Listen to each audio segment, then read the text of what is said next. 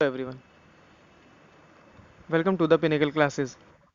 आज हम अपनी सीरीज की सेकंड पार्ट की तरफ मूव कर रहे हैं।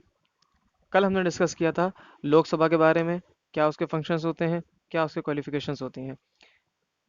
जिस किसी ने भी हमारा लेक्चर मिस किया है, उस वीडियो का लिंक डिस्क्रिप्शन बॉक्स में दिया गया है, वहाँ पे जाके वो उसको देख सकता है।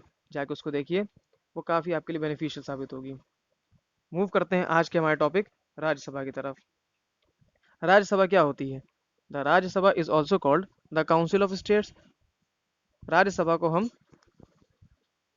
काउंसिल ऑफ स्टेट के नाम से भी जानते हैं और इसको अपर हाउस भी कहा जाता है। ये एक परमानेंट हाउस होता है। जैसे कि लोकसभा हर 5 साल के बाद डिसॉल्व हो जाती है, फिर फ्रेश इलेक्शंस होते हैं, फिर मेंबर्स इलेक्ट होके आते हैं और एक नई गवर्नमेंट बनती है। मगर जो राज्यसभा होती है वो परमानेंट होती है, ये कभी डिसॉल्व नहीं होती है। हाँ, इसका एक प्रोसेस अलग होता है।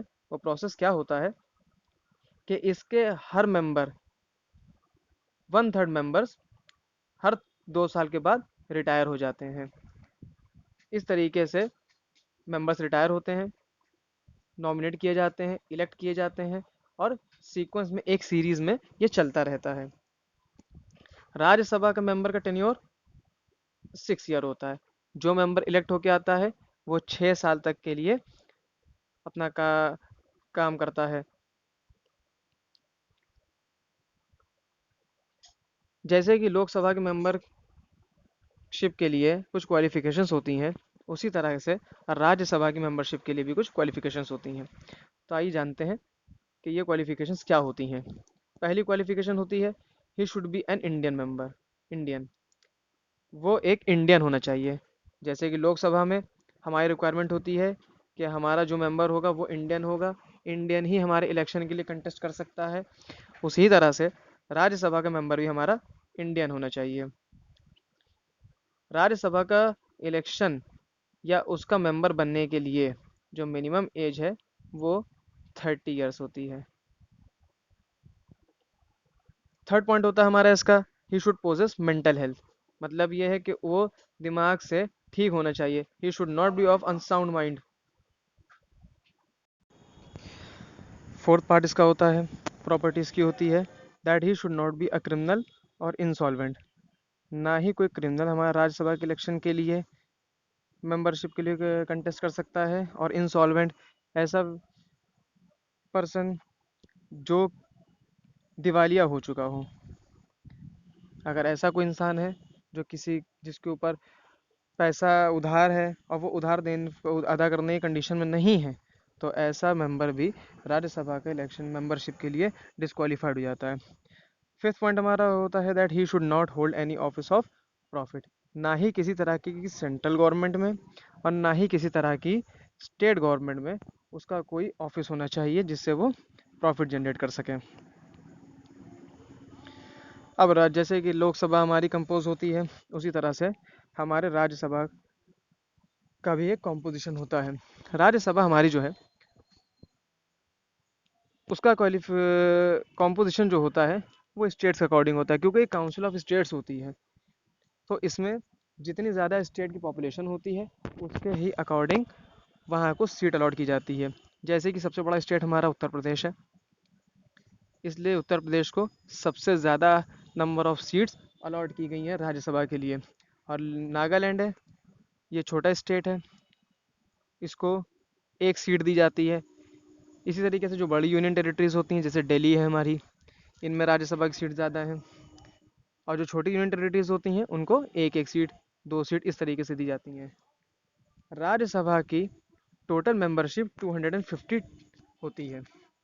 इससे ज़्यादा मेंबरशिप इसकी नहीं हो सकती, जिसमें से 238 मेंबर्स जो इनके होते हैं वो तो हमारे काउंसिल से इलेक्ट होके आते हैं। और ये जो 12 मेंबर्स होते हैं, जिस तरीके से प्रेसिडेंट हमारे नॉमिनेट करते हैं लोकसभा के लिए एंग्लो इंडियंस को, उसी तरह से हमारे इन 12 मेंबर्स को भी हमारे प्रेसिडेंट साहब इलेक्ट करते हैं। और ये कौन सी फील्ड से आते हैं? जो साइंस की फील्ड में होते हैं, जिन्होंने साइंस में कुछ बहुत बड़ा काम किया होता है साइंस की फील्ड में, देश के डेवलपमेंट के लिए उनको राज्यसभा में आने के लिए एक चांस दिया जाता है। इसी तरह से किसी आर्ट कल्चर में किसी ने कुछ काम किया होता है, बड़ा काम किया होता है, लिटरेचर में, सोशल सर्विसेज में जो लोग आते हैं उन सबको भी राज्यसभा में प्रेसिडेंट साहब इलेक्ट करते हैं और उनको मेंबरशिप देते हैं। Who elects the members of the Rajya Sabha? अब राज्यसभा के मेंबर्स कैसे इलेक्ट होके आते हैं, इसका एक प्रोसेस होता है। जैसे कि हमारे लोकसभा के इलेक्शंस होते हैं सीक्रेट बैलेट पे, इसी तरह से हमारे राज्यसभा के मेंबर्स का भी इलेक्शन होता है। मगर ये इलेक्शंस हम लोग जनरल पब्लिक से नहीं करवाते।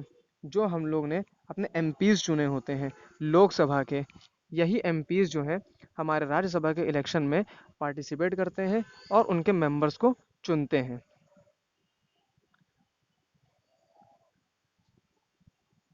जैसे कि लोकसभा होती है, लोकसभा को कोई एक हमारा स्पीकर प्रिजाइड करता है, उसका चेयरमैन होता है। उसी तरह से हमारा जो राज्यसभा होता है उसका भी एक चेयरमैन होता है। अब वो चेयरमैन कौन होता है?